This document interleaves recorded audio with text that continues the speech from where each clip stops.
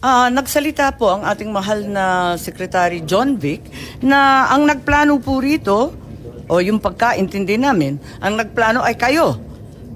I would like Secretary to answer that. Anyo, Secretary Gibo Chodoro, at ang pinangalan, ang Chief PNP, General Marbil. Parang apat yung pinangalanan sa isang interview ng ating Secretary ng DILG. Can I answer that, ma'am? Yes, please, you're recognized. The question was, who planned this? I did not state in any way who planned it. The meeting was of executive privilege. It is a conversation between the president and the ones I mentioned. There was. So what exactly did you say? Ano sinabi po ninyo? They Ang asked me- pagkaintindi namin, itong apat na pinangalanan, ang siyang nagplano. Ma'am, we're already invoking namin. executive privilege in this matter. Yes. We're invoking executive privilege in this. Yes, already- that's fine, but it's Yes. in the interview and it's Yes, ma'am. public. It goes as far as the interview, ma'am. Yes, ma'am. That's Yes, it. I'd like to understand. I think your brother was trying I to did not explain state in any what he way. said in the interview, and I'm happy They to asked me hear if it. I planned it. I said it was not me.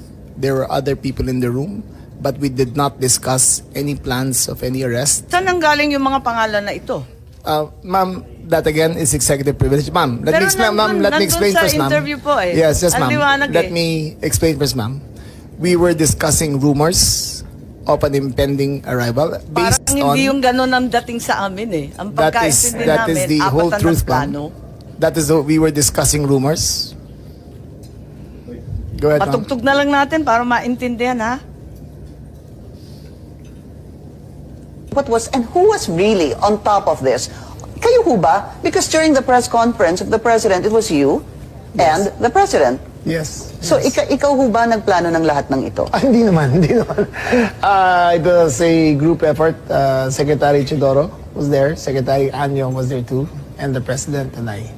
So, hindi naman ako. Ako lang ang I natira. stand by that, ma'am. Last man standing doon sa Malacanang. I stand by that. Kasi Secretary Chidoro was working out of his office. Napakaliwanag po ng sinabi Yes, ma'am. ninyo. Wala Secretary namang Anyo, of course, mapakiyaw-kiyaw dun sa is- Yes, ma'am. sinabi. Intelligence. Yes, ma'am. Patayin na muna natin. Pakaliwanag naman ang sabi ninyo, hindi ako mag-isa kahit ako ang kasama ng presidente nung nagsalita Yes, ma'am. sa press con, hindi ako mag-isa ang nagplano. Isang grupo kami. Tapos pinangalanan mo. No, ma'am. Sinabi ninyo eh. I state, ma'am, again, executive privilege. But, ma'am, Walang executive privilege kasi binunyag na I ninyo sa must TV. state it very clear, as I stated very clear, that there was no mastermind. We were discussing mainly about what the president's statements were in Hong Kong, and it was based all on that statement, ma'am.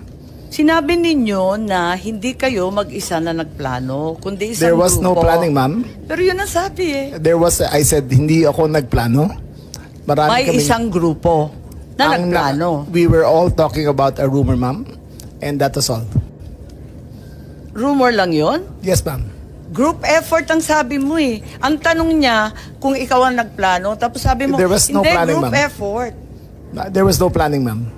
Anong Earlier, in-effort ng group ma'am, kapag hindi let plano? me make I think that we're intruding into executive privilege already, ma'am. I think that we please No, I'm respect just our. asking him to explain the media. Yes, ma'am. But Just it's already I'm a very thin confining- dividing line between what transpires in a room between cabinet members I will- and a media statement. But there's a very thin dividing line, ma'am. Understood. I hope that we can respect executive privilege. Understood, and the Senate and the Secretary Chodoro is fully aware. Every time there's a need to recess to executive session, I'm happy to do so, and I will do so when necessary. Pero ngayon, sinabi kasi sa TV, paliwanag naman ninyo sa atin kung ano ibig sabihin. Kasi ang sinabi, hindi ako mag-isa na nagplano, may grupo kami. They asked me if I had planned it. Sabi ko, I did not. I did not plan it. I said we were there, and not to skirt, ma'am, executive privilege. It was mainly because of the statements of the former president in Hong Kong that he said, in his words, ma'am, in Hong Kong, that, I think you have a clip, he said that, ang reading ko ay may ICC warrant of arrest na. That was the best of my recollection, ma'am. So anong pinag-group effortan? Anong To discuss diniscuss the rumor, ng ma'am. grupo na That, again, ma'am, pinangalanan nyo? as far as I will invoke in executive privilege, there was no, you cannot plan on a rumor, ma'am.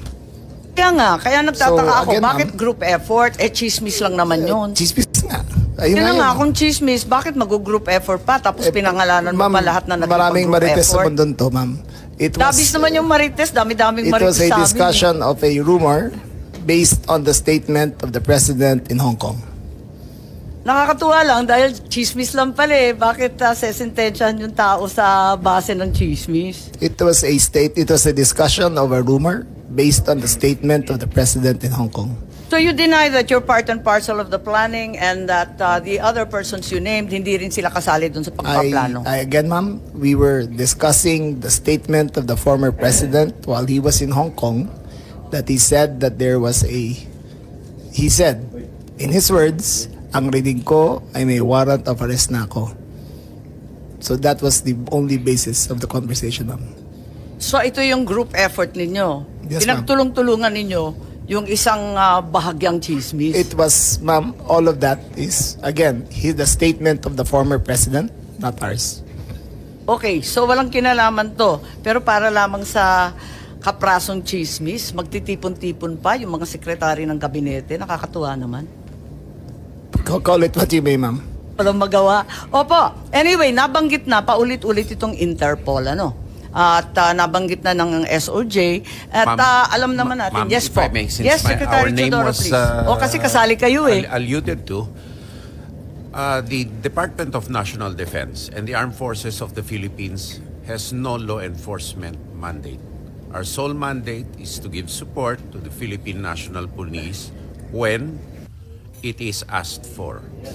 And therefore, such ends our jurisdiction.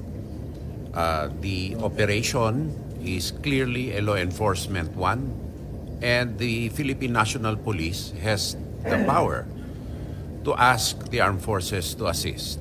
And that is the extent of the participation of my department and the armed forces of the Philippines. And all other matters in supporting the Philippine National Police are covered by operational security. Tama po. Kaya hindi talaga chismis lang to.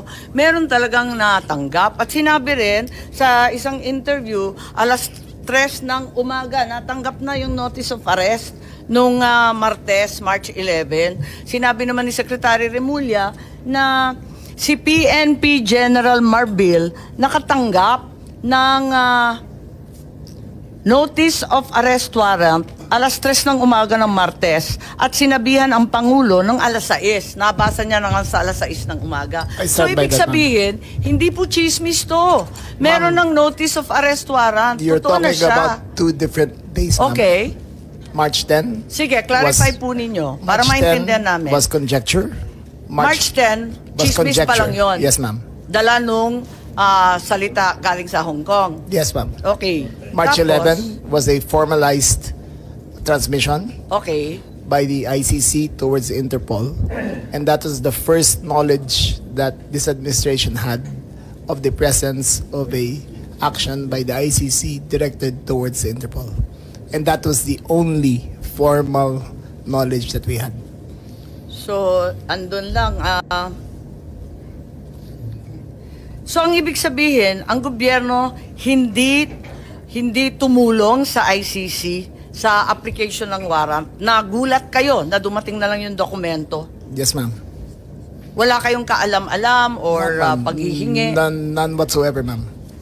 None whatsoever. Ganon din yung SOJ, pati yung SND. Wala kayong balita, wala kayong hinikayat, wala kayong pakikiusap na ilabas na yan sa lalong madaling panahon. Wala po ako rito noon eh. Nasa Vienna po ako.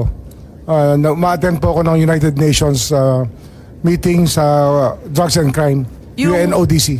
Yung March 10 o yung 11 po? Parehong araw po, wala po ako rito. Ngunit nakikipag-usap ako sa telepono na tinatanong ko yung nangyayari dito sapagkat ang Department of Justice ay involved syempre sa bawat proseso. At kinakausap ko po yung mga pwede kong kausapin tungkol dito. Okay, so wala kayo dito pero kayo nag-anunsyo at lumabas sa balita na alas 3 ng umaga pa lang ng Martes andyan na yung notice of warrant. It was me, ma'am.